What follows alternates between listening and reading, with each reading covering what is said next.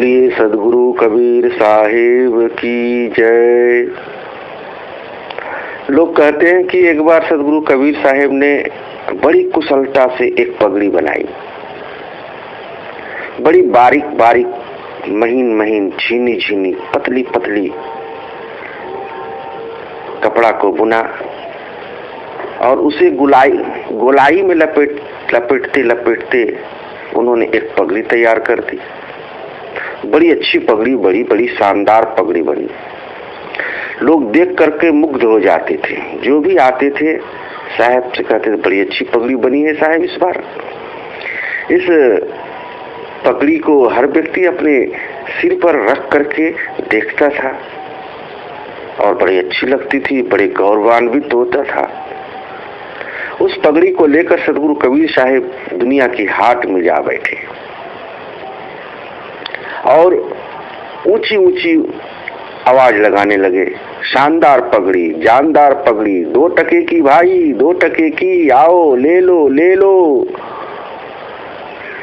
बहुत देर तक साहब ने आवाज लगाई।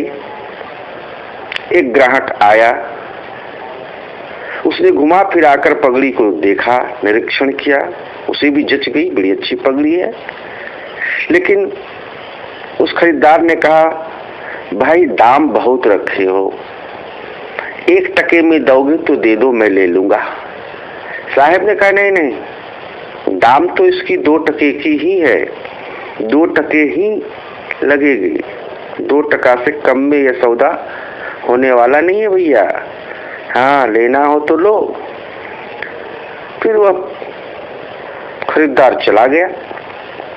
कुछ देर के बाद दूसरे आए, तीसरे आए, चौथे आए। साहब कहा कि ये पगड़ी यहाँ बिकने वाली नहीं है, चलो अब घर चलते हैं। साहब घर जाने को तैयार हुए, जाने ही वाले थे कि उनके पड़ोसी एक आ गए। क्या बात है कबीर साहब, आज आपकी पगड़ी बिकी नहीं? कहाँ देखो ना, सवेरे से मैं हल्ला लगा रहा हूँ कि ले लो पगड़ी भाई, ले लो पगड़ी, बड़ी अच्छी पगड़ी है। लेकिन वो सभी 2 टके में नहीं लेके कहता 1 टके में दे। 2 टके की पगड़ी 1 टके में कैसे देंगे जी? उस पड़ोसी ने कहा, अच्छा साहब आप आगे बढ़िए, मैं आ रहा हूँ, दीजिए मुझे पगड़ी। साहब घर की ओर आगे बढ़ गए और उस पड़ोसी ने उस पगड़ी को लिया, थोड़ी आगे पीछे होकर के, और उसने बोल लगाना शुरू कर दी। हाँ, उसने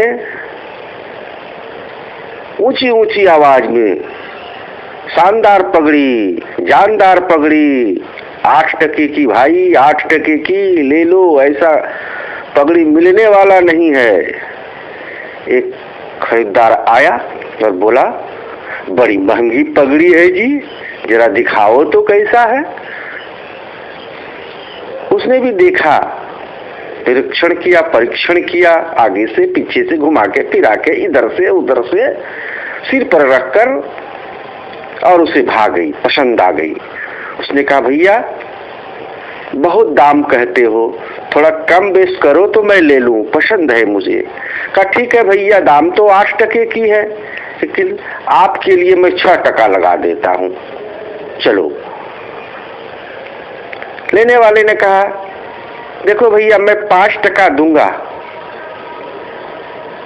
उसने कहा, ठीक है भैया 5 टके ही दो, लो पगड़ी।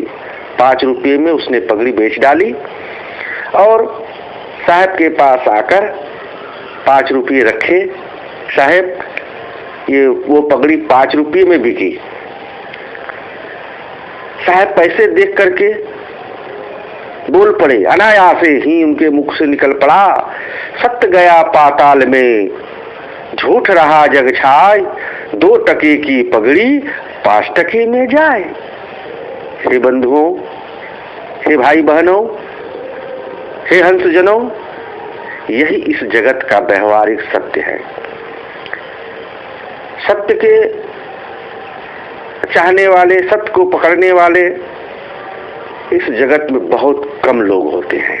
सत्य के पारखी इस संसार में बहुत कम लोग हैं। संसार में अक्सर सत्य का सही मूल्य नहीं लग सकता, नहीं लगता है, नहीं मिलता है, लेकिन असत बहुत ही ज्यादा कीमत में बिक जाता है। इसलिए कबीर साहब ने कहा, सच्चे का कोई ग्राहक नहीं, झूठा जगत पतीजे जी। सच्चे का कोई ग्राहक नहीं, सच्चा सौदा लेने वाला ग्राहक नहीं मिलता है। जितना झूठ बोलोगे उतना ही तुम्हारा सौदा बिकेगा। ये संसार का नियम है, ये संसार की रीति है। साचा सो भागा फिरे झूठे का बंदा। सच्चा से तो भगता है और झूठे का गुलाम बनता है। इसलिए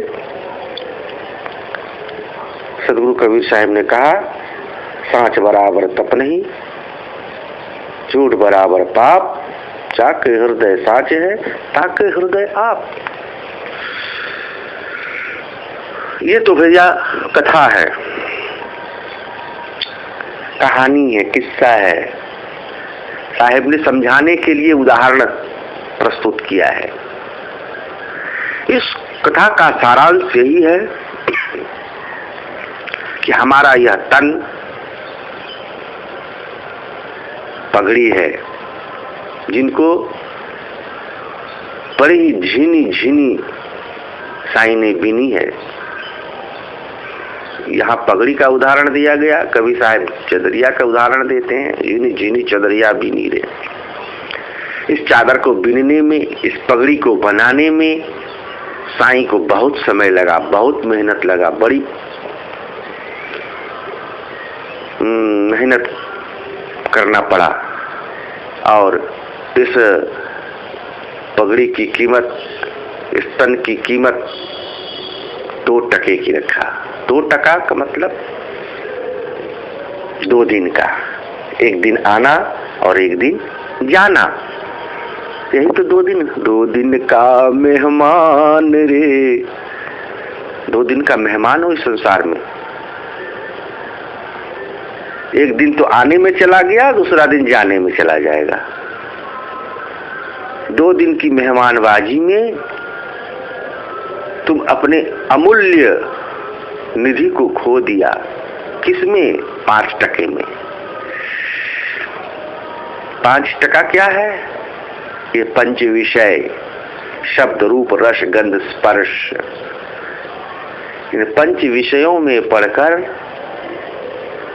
इस अमूल्य मानव तन को व्यर्थ में खो दिया।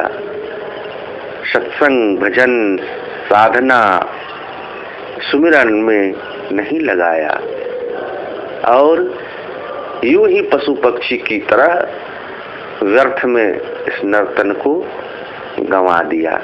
ये भाव है इस कथा को कहने में, सुनने और सुनाने में। बोलो एक बार प्रेम से सदगुरु कबीर साहिब की जय।